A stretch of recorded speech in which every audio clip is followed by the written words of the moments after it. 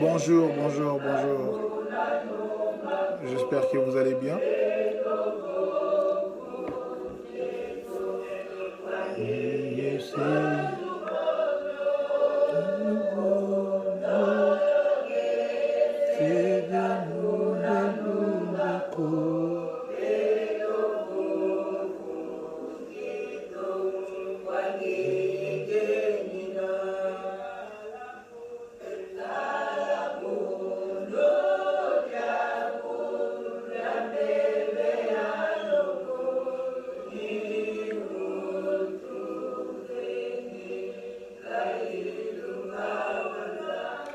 Bonjour, bonjour, bonjour.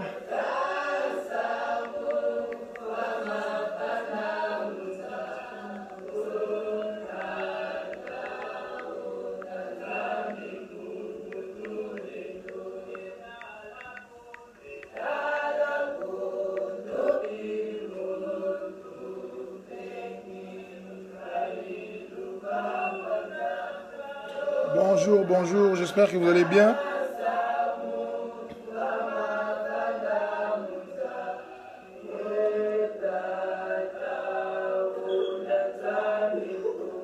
Tulendo.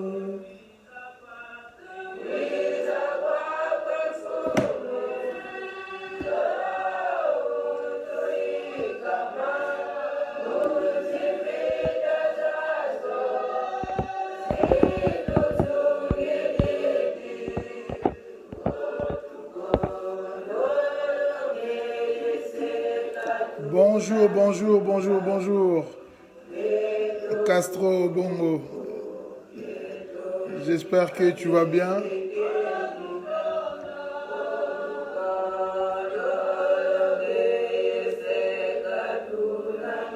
Santé Kitoko Ndeko.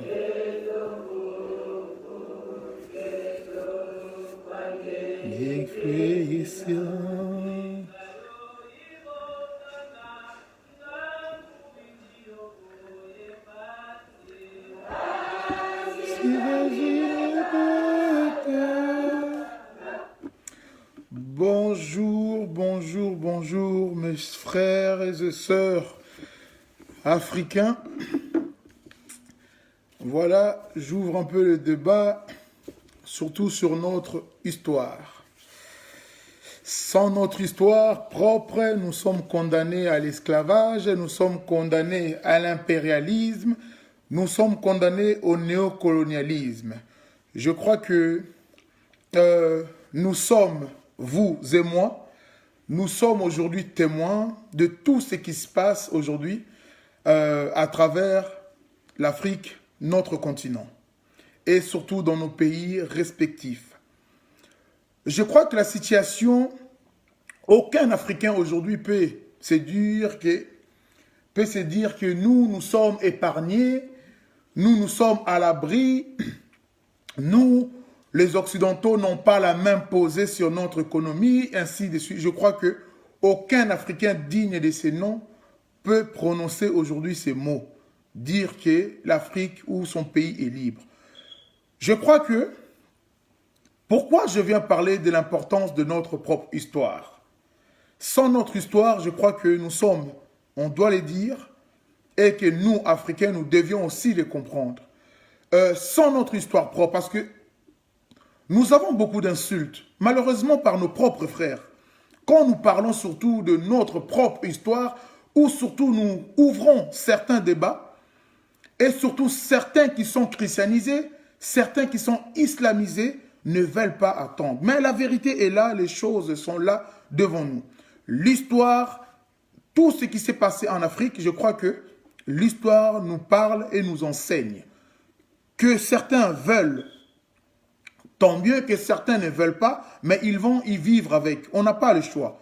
Donc, nous, notre devoir à nous, c'est de toujours parler, surtout moi personnellement, mon devoir à moi, c'est parler aux Africains, chercher surtout que nous-mêmes, que ce soit Ivoiriens, Congolais, que ce soit Angolais, Rwandais, donc toute l'Afrique, que la jeunesse africaine cherche son histoire. l'histoire de son pays, l'histoire de ses ancêtres. C'est ça. Moi, je le fais. Même si je m'intéresse à l'Afrique entière, mais je suis plus basé sur l'histoire propre de mes descendants, l'histoire propre de mes ancêtres, l'histoire propre du royaume Congo qui est mon royaume. Et moi, je suis du royaume Congo et je suis en même temps du côté de l'Équateur Bangala. Donc, je m'intéresse à l'histoire de mes deux tribus. Moi, j'appelle ça peuple. Malheureusement, le monde occidental veut que nous nommions nos patries ethnies. Mais moi, je suis du peuple Congo et je suis du peuple Ngala, donc Ngwandi. Je m'intéresse vraiment à mon histoire. Car de plus en plus j'avance dans l'histoire, je me sens important, je me sens pouvoir me défendre seul, sans que d'aller courir, je ne sais pas dans quel pays des Occidentaux pour pouvoir pleurer ou pleurnicher. Non, je n'ai plus ce temps-là. Parce que l'histoire m'enseigne, l'histoire m'a parlé, et à chaque jour de la vie, je fais en sorte de toujours décortiquer un peu plus loin. Moi, certains de mais tu es toujours en déplacement. Oui, moi, je travaille. Aujourd'hui, je n'ai pas travaillé. Mais moi, le week-end, genre samedi, dimanche, je le consacre à autre chose. Vraiment à faire des recherches. Je pars à gauche, à droite. Certains m'appellent pour le truc spirituel. Certains m'appellent. Des fois, je pars dans les musées pour aller voir. Moi, je récolte des informations partout où je pars. Je récolte des informations. Après, je viens, je rentre sur le net. Je cherche, je pose des questions à mes oncles qui sont là. Voilà, c'est ça que moi, je trouve important aujourd'hui à faire. Aujourd'hui, nous, Africains, on a toujours du mal à comprendre aujourd'hui. Vraiment, le problème qui nous est aujourd'hui en Afrique. Des guerres, la pauvreté, la malnutrition, des millions d'enfants, des hommes, des femmes, nos vieillards meurent devant nous et sans que nous puissions agir avec puissance pour pouvoir arrêter ces massacres. Aujourd'hui, l'impérialisme, c'est quoi? Nous parlons de l'impérialisme souvent, mais sans vraiment comprendre c'est quoi l'impérialisme. L'impérialisme, c'est le colon, genre les Européens, ont formé l'ère qui ne veulent pas abandonner leurs anciennes colonies. Donc, pour cela, ils ont utilisé ce qu'on va appeler aujourd'hui l'impérialisme. L'impérialisme est un genre de force pour créer un genre d'empire pour qu'eux puissent toujours contrôler cet empire. Quand nous parlons de l'impérialisme regroupe l'Europe, l'Amérique, c'est eux les impérialistes. Donc, ils ne veulent pas perdre l'Afrique, donc ils ont créé cette puissance impérialiste pour pouvoir créer cet empire qu'ils pourront contrôler. Et je crois que ça fonctionne, ils l'ont créé. Aujourd'hui, l'Afrique n'appartient pas aux Africains, l'Afrique appartient aux multinationales qui représentent les pays européens ou américains et certains maintenant pays asiatiques. Nous le voyons, nous le constatons, nous, vous et moi. Je crois qu'elle est bien en place depuis des années. Après, chez les Occidentaux, ils ont créé ce qu'on va appeler encore le néocolonialisme. Le néocolonialisme, c'est quoi? C'est la puissance coloniale qui veut toujours contrôler ses colonies. Donc, pour contrôler ces colonies, donc, il doit créer le néocolonialisme. Qui est quoi? De former des Noirs pour leurs intérêts, pour servir leurs intérêts et pour piller l'Afrique. C'est ça le néocolonialisme. Et aujourd'hui, c'est que l'Afrique aussi est en train de vivre. Aujourd'hui, vous savez, presque tous les présidents africains, parce que je ne veux pas citer des noms pour ne pas blesser certaines personnes, Aujourd'hui, beaucoup de présidents africains travaillent dans ce néocolonialisme. Donc, ils sont les employés des Occidentaux. Ils sont là pour contrôler les richesses de soi-disant leur pays pour les intérêts des Occidentaux. C'est ça le néocolonialisme. Quand l'Europe, les impérialismes ne veulent pas perdre leurs colonies, ils ont formé ce qu'on va appeler les Mindele-Ndombe. Donc, les Noirs, à l'apparence, mais quand on regarde au fond d'eux, c'est des Blancs, qui sont là pour servir les maîtres occidentaux. Donc, si notre histoire à nous, voilà même pourquoi, dans nos systèmes scolaires en Afrique, on nous empêche aujourd'hui de connaître l'histoire. On nous empêche même aujourd'hui que notre vraie histoire soit enseignée dans nos écoles, aux maternelles, dans nos universités, dans nos collèges, dans nos lycées. L'histoire n'est pas enseignée. Quand l'histoire n'est pas enseignée, là, le peuple est condamné à être au service d'autres peuples. C'est ce que nous sommes en train de vivre aujourd'hui en Afrique. Que nous le voulions ou non. Nous sommes en train de le vivre aujourd'hui en Afrique. Nous vivons aujourd'hui cette situation en Afrique. Donc, le néocolonialisme regroupe tous nos présidents africains au service des impérialistes qui sont les Occidentaux pour servir les intérêts de l'Occident en détriment de leur peuple.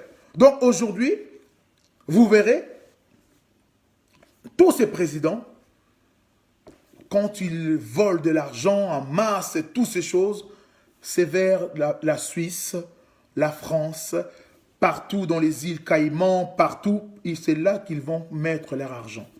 Et vous verrez que quand les impérialistes jouent avec la mentalité de la population africaine, ils vous diront, vos présidents sont des voleurs, vos présidents volent de l'argent, vos présidents... Mais l'argent que nos présidents volent, ils sont cachés chez eux. Si eux, vraiment, ils étaient ils avaient vraiment de l'amour pour la population africaine, comme ils aiment bien le dire, que nous luttons contre la pauvreté en Afrique, nous luttons contre les guerres, nous luttons contre tous ces trucs, ce n'est pas vrai. Si ces gens luttaient contre toutes ces choses, mais l'argent que nos chefs d'État placent dans leurs banques, à travers le monde, ils sont au courant. Aujourd'hui, tout est informatisé, tout est informatique. Même si le nom de Kabila ou le nom de Dos Santos ou le nom de Sassou Nguesso n'est pas affiché dans les banques, mais ils savent avec tel numéro, c'est le nom de tel pays, tel numéro, c'est le nom de tel pays. Mais pourquoi ils ne prennent pas cet argent et disent, tiens, tenons, nous bloquons cet argent parce que la population est en train de mourir. Aujourd'hui, ils ne feront jamais ça. Ils font semblant de dire, oui, nous avons saisi, nous avons gelé les avoirs. Mais les avoirs, c'est quoi? Les avoirs, c'est quand les Occidentaux ont pillé les pays. Ils ont pris, genre, je vais prendre l'exemple, sur le coltan du Congo. Ils ont massé, ils ont pris. Ils ont pris pour leurs propres intérêts. Et les restes des miettes qui restent, c'est ça qu'ils appellent les avoirs. Qu'ils vont vous donner de temps en temps en enveloppe, genre l'Union européenne a débloqué l'enveloppe de 3 milliards pour tel pays, l'Union européenne a débloqué. Donc, c'est notre propre argent, nos propres richesses, et quand ils prennent nos produits, ils stockent ça, ils fabriquent, ils créent des emplois chez eux, et tout cet argent et les restes des miettes, c'est ça qu'ils nous donnent à travers des enveloppes, les Américains ont débloqué ceci, c'est ça. Et c'est ça qu'ils gèlent. Quand ils disent, ouais, nous avons bloqué, nous avons gelé les avoirs des présidents Kabila, je vais prendre l'exemple, on va bloquer les avoirs du président Kabila. Non, ce n'est pas les avoirs du président Kabila qui bloquent. Ils bloquent le peu de miettes pour la population africaine. Ils bloquent les miettes, donc le peu qui pouvait servir au nourrissement de notre population est bloqué chez eux. Pourquoi? Pour nous conduire à être encore plus faibles.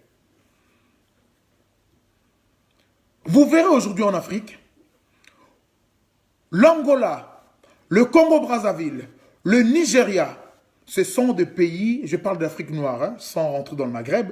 Donc, vous verrez, c'est des pays producteurs de pétrole. Aujourd'hui, Quand Total arrive dans ces pays, il prend de tonnes de barils, il part en Angola, il prend de tonnes, il part au Nigeria, il prend de tonnes, et il transporte ça en Europe, transformé, traité, transformé en essence, en gasoil, en kérosène, ainsi de suite, et c'est revendu encore à nous, Africains. Ces gens nous empêchent même de pouvoir développer des entreprises chez nous en Afrique. Vous verrez que, et c'est véridique, les Occidentaux, quand ils disent aux Africains « nous vous aimons », c'est totalement mensongère. Je vais prendre l'exemple aujourd'hui de l'Inde. Je ne vais pas parler de la Chine, je vais parler un peu de l'Inde. Vous verrez que les Européens, quand leurs entreprises ici en Europe fuient pour cause des taxes, ainsi de suite, avez-vous vu une entreprise européenne digne de ces noms fermer la porte ici en Europe, aller s'installer en Afrique noire? Non. Vous le verrez souvent, c'est l'Inde, le pays baltique, en Chine, dans ces pays. Parce que ils ne veulent pas nous transmettre la connaissance. Ils ne veulent pas nous transmettre la connaissance. Parce que c'est cette connaissance, ils savent. L'Afrique est le grenier aujourd'hui nourricière du monde. L'Afrique est cette grenier nourricière du monde. Donc, ils empêchent même à leurs propres entreprises de venir s'installer chez nous en Afrique. Mais vous verrez, ils partent librement s'installer en Inde, ils font des transferts de la technologie, d'intelligence. Quand l'Inde achète ci, ils vont dire, bah tiens, nous venons installer l'usine de montage de Rafale, de Airbus, ainsi de suite. Pareil, ils font pareil pour la Chine. Mais combien de pays africains nous achetons aussi des avions Airbus? Pourquoi ils ne peuvent pas transmettre le bout de leur entreprise aussi chez nous en Afrique pour que les assemblages s'effacent aussi chez nous? Ils ne le feront jamais. Pour eux, l'Africain ne peut pas développer l'intelligence. Parce qu'un Africain intelligent devient un Africain dangereux pour eux. Donc c'est à nous de comprendre aujourd'hui. Malheureusement, tout se passe dans l'histoire. L'histoire nous échappe aujourd'hui. Nous nous tuons aujourd'hui pour les intérêts des Occidentaux. Nous nous tuons aujourd'hui pour les intérêts des Occidentaux. On ne se tue pas pour nos propres intérêts. Aujourd'hui, en République démocratique du Congo, nous comptons 12, 13, 14 millions de morts. Depuis 1996, donc 96 pour les Belges. Avez-vous vu, nous, surtout nous Congolais, bouger le monde pour que notre cause soit écoutée? Non. Nous nous battons toujours pour nos propres intérêts. Les autres qui se battent aujourd'hui pour le Congo parce que leurs pères ont travaillé avec Mobutu, ils étaient des dignitaires, ils étaient des gradés, donc ils ont perdu tous ces titres. Aujourd'hui, ils se battent pour aller récupérer ces titres. Mais ils veulent maintenant, ils mettent la population devant pour toujours endormir cette population parce que ce n'est pas de sa faute. La population n'est pas bien éduquée. La population, l'histoire l'échappe. Donc tout le monde vient, ment et la population tombe dans ces pièges-là. C'est ce qui se passe aujourd'hui, surtout dans le cas de mon pays, la République démocratique du Congo. Dans le cas de mon pays, les anciens dignitaires, les fils des nananas, les fils de ceci, tous ces gens ont perdu ces privilèges qu'ils avaient avant, des chauffeurs. Ils n'étaient pas habitués à dormir dans les HLM. Ils n'étaient pas habitués à dormir dans le... Donc, toutes ces choses, le monde a changé tout autour d'eux. Ils sont en panique et ils veulent récupérer. Ils ne se battent pas pour la population. C'est les enfants du néocolonialisme. Donc, leurs pères étaient des travailleurs des Occidentaux. Les enfants aussi seront pareils. Nous, Africains, on a du mal à détecter leur façon de voir les choses, leur façon de penser. Nous tombons dans le piège parce qu'on adore les insultes. On adore les insultes. Il suffit que quelqu'un passe devant nous, insulte, et là on dit à lui, il est vraiment fort, il n'aime pas ces présidents-là. Non. Les insultes, c'est pour les faibles. Les hommes sages se mettent aux stratégies silencieuses pour pouvoir combattre le mal à la racine. Et c'est ça qui nous manque aujourd'hui. L'importance de l'histoire. Le frein de l'histoire dans nos systèmes scolaires aujourd'hui en Afrique conduira les Africains, nous, à être toujours esclaves des autres. Nous le voyons aujourd'hui. Si nous retournons dans les 1400 et quelques, mais ces gens qui nous ont dominés, qui nous ont esclavagés, qui nous ont conduits dans des bateaux négrières, qui nous ont fait travailler, qui nous ont tués par millions, ne sont plus là. Ne sont plus là. Ils sont morts. Je crois que vous êtes bien d'accord avec moi. Ils sont morts. Mais vous verrez, Emmanuel Macron qui est né, je crois, en 1977, arrive encore à être le maître en Afrique. Parce que l'histoire est là. Il a été enseigné qu'il doit être le dominant. Il doit être le chef de l'homme noir. Et c'est que, après Macron, même si la France, on met un gamin de 2 ans, il sera maître des Africains. Parce que c'est comme ça. Leur histoire les a enseignés ainsi d'être les dominants et non les dominés. Et c'est ce qui arrive aujourd'hui en Afrique. Et nous, les Africains, nous avons du mal, après plus de 400 ans de souffrance, l'esclavagisme, nous vivons l'impérialisme et le néocolonialisme. Toutes ces choses ne nous rendent même pas intelligents pour pouvoir enseigner à nos descendants à se défendre. Nous poussons même notre descendance à produire de choses négatives pour le continent noir. Nous l'avons vu dernièrement. Toutes les chaînes, BFM TV, France, TF1, France 2, on nous a présenté quoi? L'homme le plus sexy du monde, un noir. Ah bon? L'homme le plus sexy du monde, un noir. Et tous les noirs, j'ai vu les images sur tous les Facebook. L'homme le plus sexy du monde. J'ai dit, mais les Africains ont un grave problème. Nous, les noirs, on a un grave problème. Combien des Africains sont intellectuels? Parce qu'aujourd'hui, je vais un peu revenir sur l'homme le plus beau au monde. L'homme le plus beau au monde, quand les médias, parce que nous, Africains, nous les Noirs, nous sommes tellement suiveurs, un peu, on va dire, le paysage mental est un peu dans la sécheresse, donc impossible à nous de réfléchir. Nous verrons que quand les Occidentaux nous présentent l'homme le plus beau au monde étant noir, black, bien, corps bien dessiné, ainsi de suite, ça va pousser quoi? La jeunesse nègre à courir dans les salles de sport. Donc, la jeunesse noire ne va plus s'intéresser au monde. Il va s'intéresser à travailler son corps, donc à sculpter son corps. Comme ça, l'été, il va aller à Biarritz, il va aller à Monaco, il va se promener à poil, ainsi de suite, pour montrer au monde, regardez-nous les Noirs, notre corps est parfait. Non, nous les connaissons. C'est pour cela même qu'ils nous ont pris pour aller travailler gratuitement pendant 400 ans parce qu'ils nous avaient déjà trouvé musclés, notre corps était déjà bien formé. Ce n'est pas l'homme le plus beau au monde là qui va venir nous enseigner la beauté, le corps, ainsi de suite. Donc, quand les Occidentaux nous poussent à ce genre de choses, c'est pour conduire la jeunesse africaine à devenir bête, à rentrer dans cette logique. Tiens, on va aller faire ça, on va aller faire du foot, on va aller faire ça. Pourtant, jamais on nous parlera de noirs. Oh tiens, c'est le meilleur ingénieur en technologie nucléaire, en technologie spatiale, ainsi.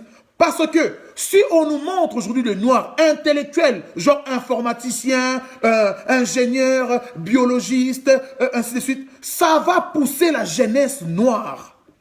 Ça va pousser la jeunesse noire à faire quoi? À faire plus d'études. Et eux, ils ne veulent pas de ça. Ils ne veulent pas de ça. Ils ne veulent pas que les Noirs poussent leur savoir plus loin. Voilà pourquoi ils vont vous abrutir toujours. Le meilleur espoir du monde, Mbappé, le meilleur... Nanana. Non, ça va. Donc, c'est pour nous rendre un peu faibles. Mais ces choses, nous avons du mal à les comprendre. Les Africains ne les comprennent pas. Nous tombons toujours dans... Donc, le piège est là. L'homme blanc vient, il fait un trou, il dit aux Africains, allez-y, rentrez. Et nous, on rentre les yeux fermés. On rentre les yeux fermés. Et on doit comprendre le sens de tous ces mots que les médias utilisent. Nous croyons que des fois, les médias sont avec nous. Non. Les médias ne sont pas avec nous. Ils sont contre nous. Les médias nous aiment. Non. Si les médias aimaient autant regardez, depuis presque quelques semaines, on nous saoule avec, je sais pas, 16 morts en Californie et 1000 disparus. Mais au Congo, en République démocratique du Congo, 14 millions de morts. Qui en parle? Qui en parle aujourd'hui dans les médias internationaux? Qui en parle? Personne. Pour vous montrer que nos malheurs, c'est nos richesses qui les intéressent. Voilà pourquoi, jeunes que nous sommes, luttons, parlons de nous, faisons de recherches pour surtout connaître notre propre histoire. C'est très très important. J'invite la jeunesse africaine de s'intéresser à son pays propre, à son histoire propre. Une fois que nous aurions acquis cette connaissance, nous nous mettrons ensemble pour construire notre Afrique, pour remettre notre histoire ensemble et pour conduire l'Afrique puissante. C'est ça que nous voulons aujourd'hui. Un enfant chinois qui vient au monde aujourd'hui, dans 20 ans, il dominera les Africains. Ce n'est pas normal. Macron a 40 ans. Il domine aujourd'hui l'Afrique. Ce n'est pas normal. Aujourd'hui, nous sommes attachés à ces phénomènes religieux. C'est bien de croire en Dieu. Il y a un Dieu qui existe, nous le savons, nous le connaissons. Nous avons cru en Dieu avant l'arrivée des Occidentaux. Nos ancêtres n'ont pas attendu que l'homme blanc arrive pour connaître le Dieu. Ils connaissaient Dieu depuis longtemps. Ils connaissaient même plus que eux l'importance de ce Dieu-là. Aujourd'hui, les Africains, nous sommes devenus des moutons des églises. Nous sommes devenus des moutons de toutes ces croyances venues en Afrique. Donc, ça nous a conduit à être des moutons et nous tombions toujours dans ces pièges-là. On nous demande, non, pour arrêter la famine en Afrique, on doit rentrer au champ, travailler pour nourrir notre population. Aujourd'hui, ces gens qui nous ont apporté la Bible, ils nous empêchent même notre propre développement pour lutter contre la famine. Nous devions attendre l'arrivée d'un Messie pour nous donner du Fumbo, du Pondou, du Thompson. Non. Dieu a créé toutes ces choses, sont là. C'est à nous de les cultiver. Dieu ne descendra pas pour cultiver à notre place. Impossible. Vous pouvez prier pendant 50 ans, 60 ans, gêner comme vous voulez. Si vous voyez la nourriture sortir de la terre, donc, ça va être bizarre. Jamais. Parce que si la nourriture pouvait sortir de la terre, je crois que les Africains allaient être les plus obèses du monde aujourd'hui. Parce qu'il n'y a pas plus croyant qu'un Africain. Un Africain laisse son mari, ses enfants. Une femme africaine laisse son mari, ses enfants. Elle va rester à l'église pendant une semaine, prier, dormir par terre. Donc imaginez-vous, si Dieu pouvait faire pousser la nourriture comme ça, parce que les gens gênaient, parce que les gens priaient, dans leur maison, ils n'allaient plus avoir de place. Mais vous verrez ces gens-là, ils prient dans la pauvreté, ils meurent dans la pauvreté pour vous montrer que Dieu nous a demandé, sortez de chez vous, allez cultiver la terre pour manger. La Bible elle-même, écrit noir sur blanc, vous allez manger avec vos propres sueurs. Donc, la Bible, donc c'est là qu'on doit comprendre. Vos pasteurs vous disent, oui, patientez, Dieu va faire. Dieu ne va rien faire du tout. Dieu ne va pas ajouter 5 kilos d'oxygène sur terre, 5 kilos d'arbres. Non, il a tout fait sur terre. Dieu ne va pas donner encore quelque chose, il a tout fait sur terre. C'est à nous aujourd'hui de cultiver la terre, c'est à nous aujourd'hui de protéger nos terres pour pouvoir être nourris avec notre propre terre. Et dans certaines églises, aujourd'hui l'Africain attend l'arrivée d'un Dieu aux cheveux longs, aux yeux bleus, pour pouvoir être... Non! On a perdu beaucoup de temps dans ce genre de bêtises. Nous avons perdu beaucoup de temps dans tout ce que les Occidentaux ont écrit pour les hommes noirs. Aujourd'hui, si nous aimons vraiment notre continent, si nous aimons vraiment l'Afrique, c'est à nous aujourd'hui de nous mettre debout, de réécrire notre histoire, de nous battre pour que notre propre histoire soit enseignée dans nos écoles, dans nos lycées, universités. Et un peuple qui connaît son histoire est un peuple que les gens auront du mal à dominer et à manipuler. Ils auront du mal. Aujourd'hui, un Africain ne peut pas venir manipuler un Blanc. Impossible. Impossible. Les Blancs, ils connaissent son histoire. Ils connaissent surtout l'importance de tout ce qu'il a ici en Europe. Donc, tu ne pourras jamais venir les manipuler pour l'intérêt de l'Afrique. Ça ne marchera pas. Parce qu'il est amoureux de son continent. Il aime son continent. Il aime ses frères. Ils sont en train de faire du protectionnisme. Nous le voyons ici en Europe. Pour se protéger entre eux. Ils ont créé l'Union européenne. C'est pour se protéger. Pour être puissants. Pour ne pas qu'ils soient écrasés au monde. C'est pour cela qu'ils ont créé l'Union européenne. Mais nous, Africains, il suffit que quelqu'un de plus clair que nous arrive, nous baratine, il va faire un truc et nous tombons dans le piège.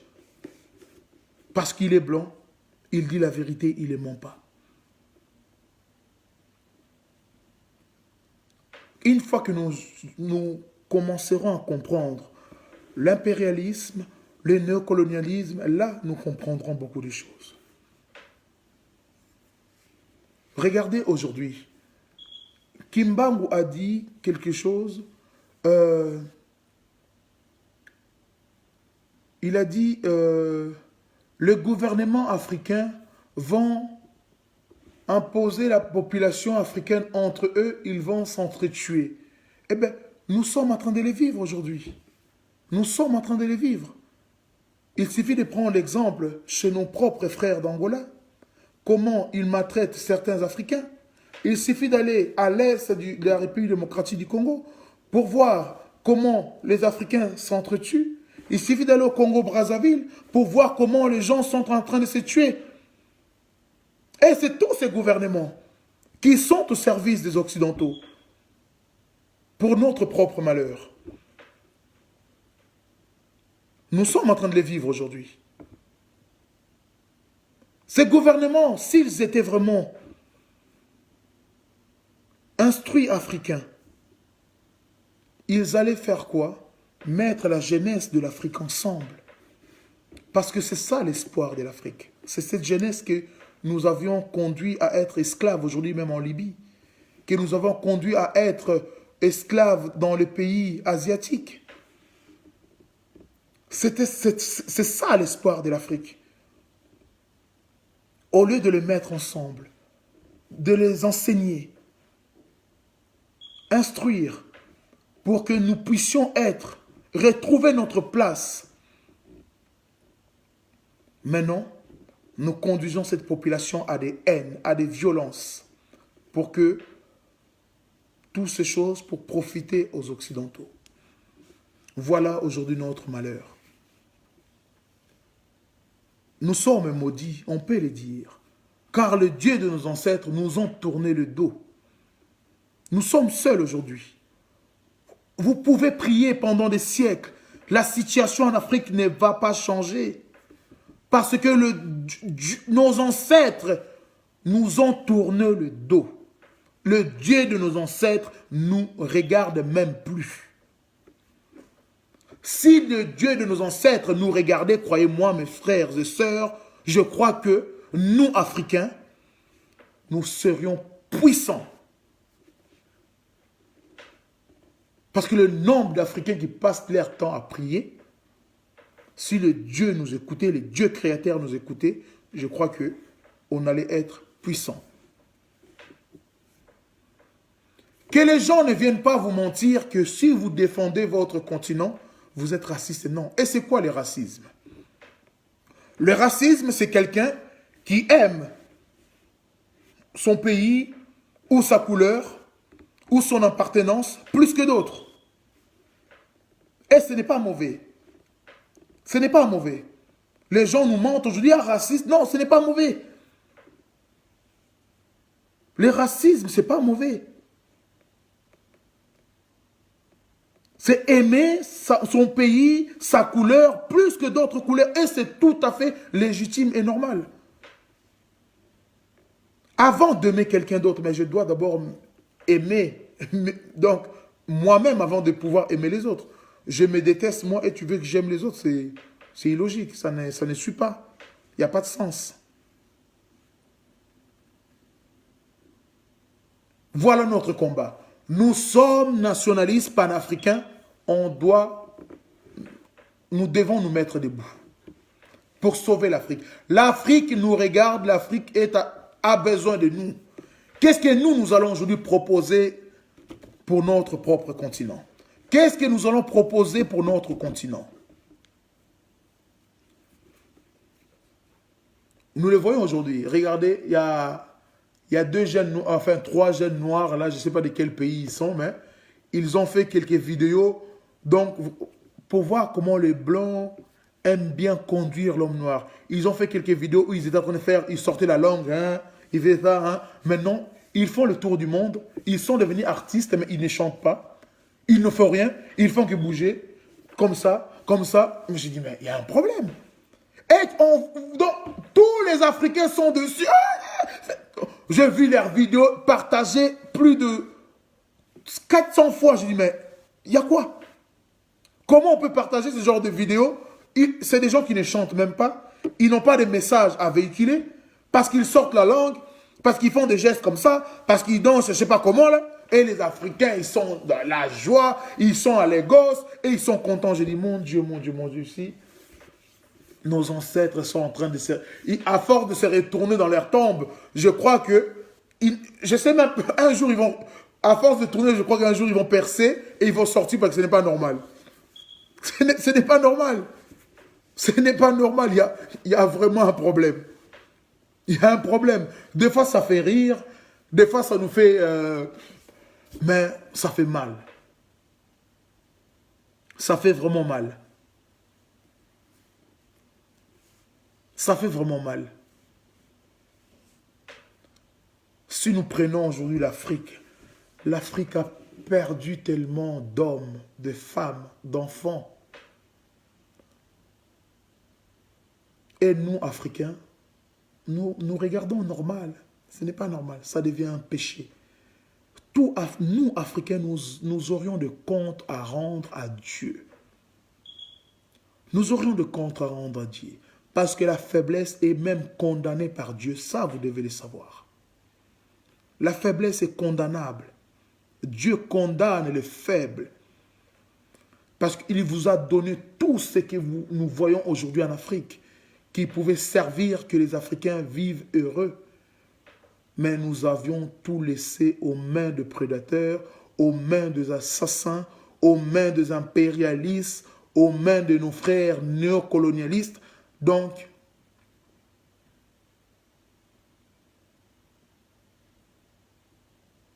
c'est triste. Comme mon frère Castro vient de le dire, les Noirs sont des prostituées. Voilà, c'est vrai. Nous sommes vraiment des prostituées. N'ayons pas honte de dire les choses. Nous sommes vraiment des vrais prostituées. Nous les voyons aujourd'hui. Il suffit de voir même nos propres politiciens de toute l'Afrique. Des vrais prostituées. Ils viennent mendier pour être député, pour être président, pour être... Ils viennent demander, ils savent que l'Afrique n'appartient pas aux Africains. Mais nous, cette génération, quatrième génération, les ancêtres comptent sur nous. Nous allons nous battre, même mourir, si on doit mourir, ce n'est pas grave. Mais, comme dans nos coutumes, un mort fait renaître 5 panafricains, 10 panafricains, des centaines de panafricains. Aujourd'hui, qui s'attendait que les gens allaient parler comme Lumumba? Les gens allaient parler comme Sankara. Les gens allaient parler comme Kimbangu. Les gens allaient parler comme Nyobe. Personne ne s'attendait à ça. L'ère mort a fait naître encore des panafricains plus têtus, plus forts et plus fous. Nous sommes là. Preuve vivante. Donc, mes frères, c'est à nous. Réveillons-nous. Réveillons-nous pour récupérer la situation. Surtout aujourd'hui, le plus important, l'histoire. L'histoire doit être là. L'histoire doit nous rappeler, surtout l'histoire du passé, doit nous rappeler la souffrance que nous avions eue quand nos ancêtres ont rencontré les Occidentaux. Ça nous a conduit à beaucoup de pertes humaines. Et l'histoire-là doit être enseignée. Pour ne pas que la génération future qui arrive soit dominée par les Occidentaux, les nouveaux Occidentaux. Nous ne pouvons pas faire cela. Nous ne pouvons pas faire ces choses. Donc, l'histoire, luttons pour notre histoire. Mettons en place, surtout, nos propres cultures qui nous permettra déjà que le monde nous accepte comme nous sommes avec nos traditions ancestrales culturelles, nos croyances. C'est ça que nous voulons montrer au monde. Parce qu'un Chinois ne fera jamais plaisir à un Africain. Tiens, je viens en Afrique, je vais m'appeler Kinsekula, je vais m'appeler Lukombo, je vais m'appeler Mbombo, je vais m'appeler Nzuzi. Non, il ne vous fera pas ce plaisir. Il reste Jintao, Zingzong. Il ne change pas pour te faire plaisir. Nous aussi faisons la même chose. Le monde doit nous accepter comme nous sommes, avec notre histoire, nos traditions. Le monde doit nous accepter. On ne peut pas, parce qu'aujourd'hui, les Européens sont en train de protéger leur civilisation. Les Asiatiques font pareil. Et nous, on doit aussi faire la même chose. Ce n'est pas mauvais de se protéger. On doit protéger notre histoire. C'est très, très important. Voilà, mes frères. J'arrive à la fin de ma vidéo. Encore une fois, si le monde, si l'Afrique doit changer, c'est à nous de faire le nécessaire pour changer la situation des Africains. Arrêtez de penser qu'un homme aux cheveux longs, aux yeux bleus, à la couleur blanche, viendra pour vous sauver, viendra pour ceci, viendra pour... Non. Sortez de cet imaginaire, de cette imagination fabriquée par un Constantin, fabriquée par la domination occidentale pour venir nous appauvrir. Sortez de tous ces pensées-là. Dieu a donné à chaque peuple un sauveur pour parler de lui.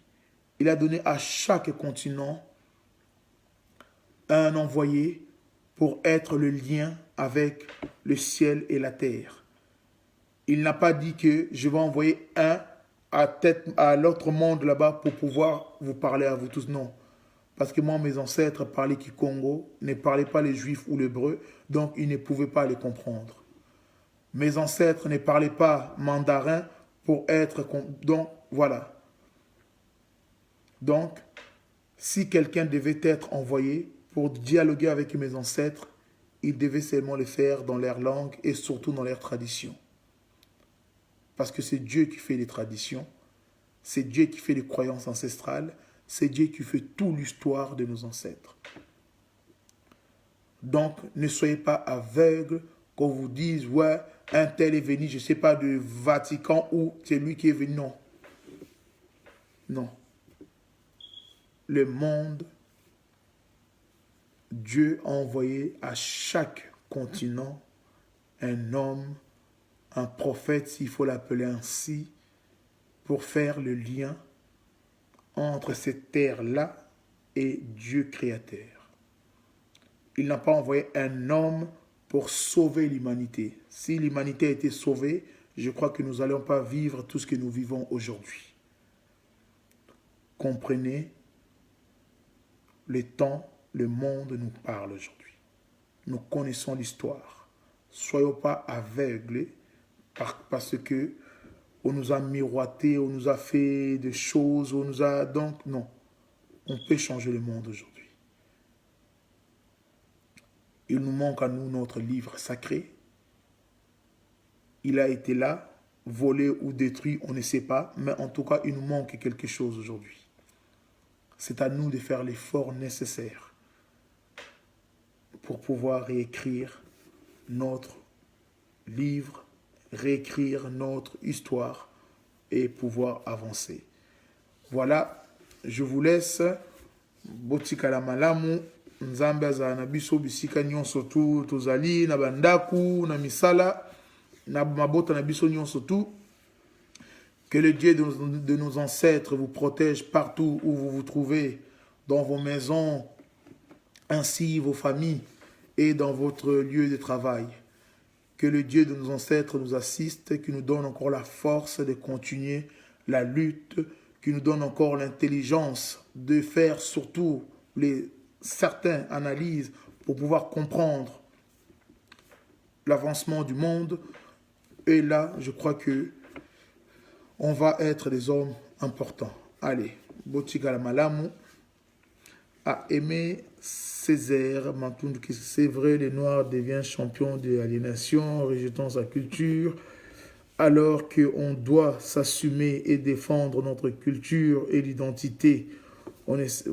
Voilà, je crois que mon frère Aimé Césaire à Matundu a tout dit.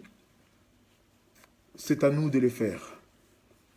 On doit, à force de rejeter, parce que il y a quelques jours, dans ce site Black Excellence, moi j'aime bien des fois ouvrir des débats. Je sais qu'on a beaucoup de frères musulmans, beaucoup de frères chrétiens, donc je lance des débats et les gens qui sont toujours imposés, vous verrez, c'est des gens, quand vous regardez surtout leur profil Facebook, parce que des fois les profils Facebook parlent de nous-mêmes sans que nous nous rendons compte.